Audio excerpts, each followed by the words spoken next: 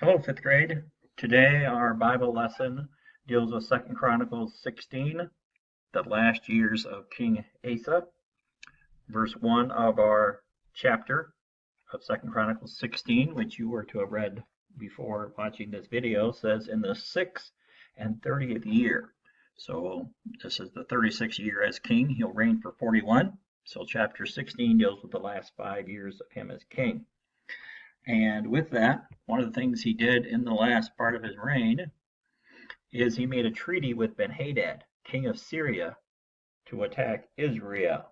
And that's brought out in verse 2, where he brought out silver and gold out of the treasure of the house of the Lord and sent to Ben-Hadad, king of Syria.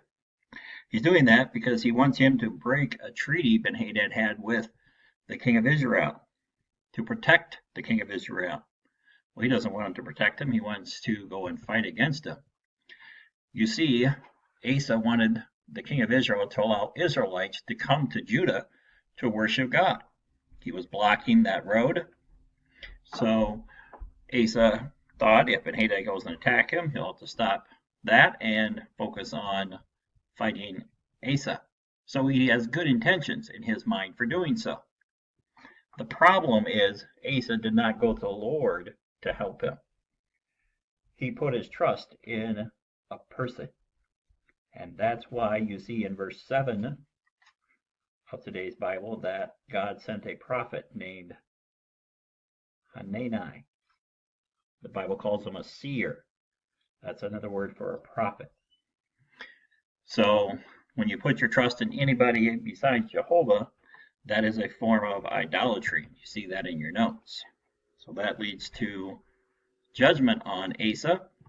One, Asa would never conquer Syria. They would always be a problem for him.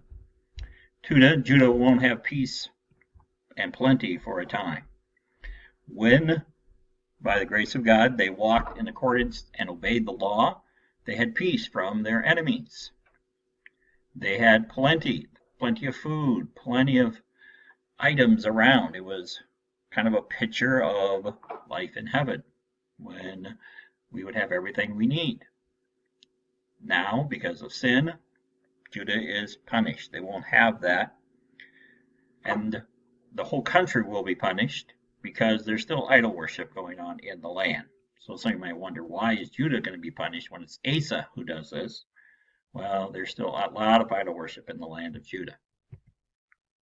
Asa's reaction to the seer coming to him and asking him how, when he had been attacked by the Ethiopians, and that's kind of interesting because we're studying Ethiopia today in social studies. So here we have a king named Zerah who came. Well, then Asa had not put his trust in another king, but he prayed to God, and God delivered him from that great host. Well, his reaction to be told he should not have done that is he gets wroth, the Bible says in verse 10. He gets angry, and he threw that prophet in a prison house. He did not like to be told he was doing wrong, and he persecuted those who told him he was sinning. Others, he probably threw them in jail or took things away. Instead of humbling himself when told we're doing wrong, he instead gets upset. And we can think of our lives. We don't like to be told no either. And some of us can get even upset as well and get angry. So Asa's reaction is really no different than many of us when we're told we're doing something wrong.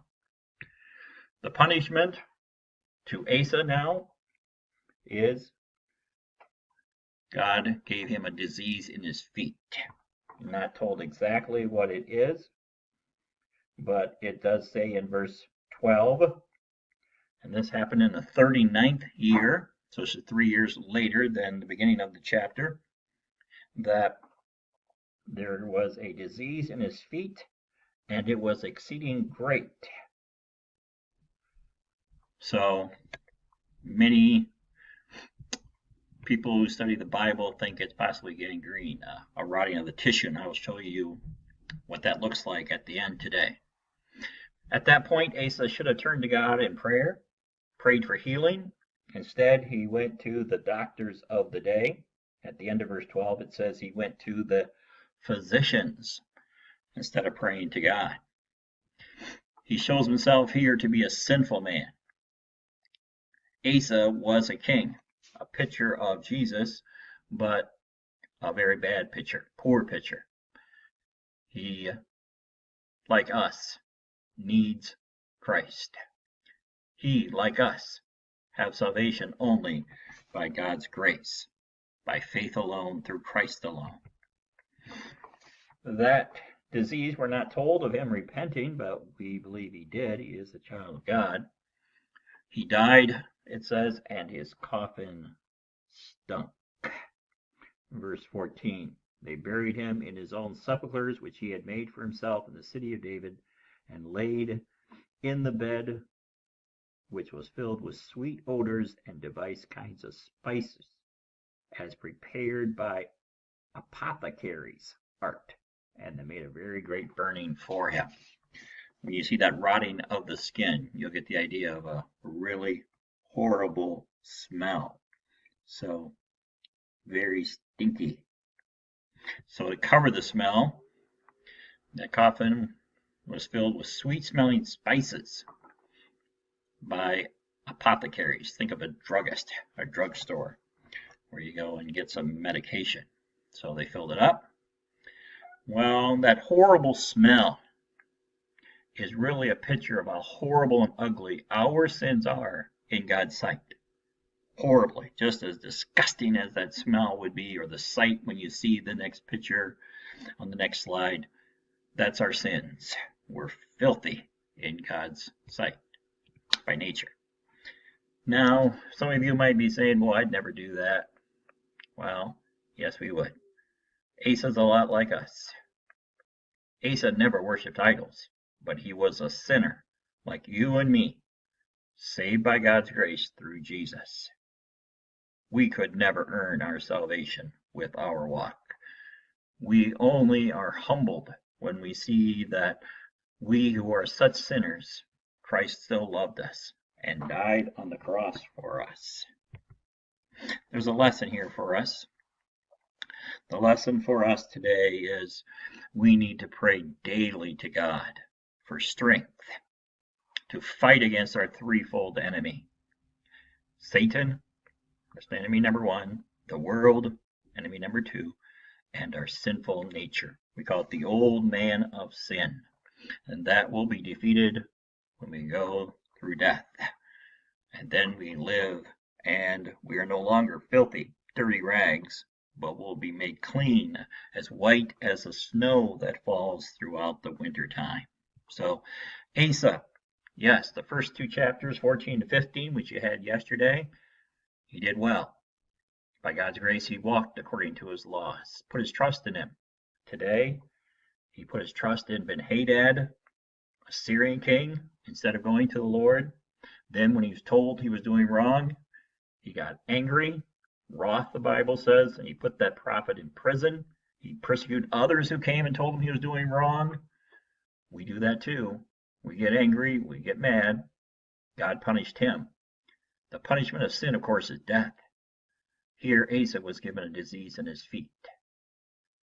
When we are told, we pray God softens our heart so that we confess our sins and stop doing those things.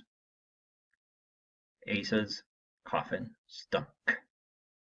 Horrible, ugly sins. But Asa is not an unbeliever.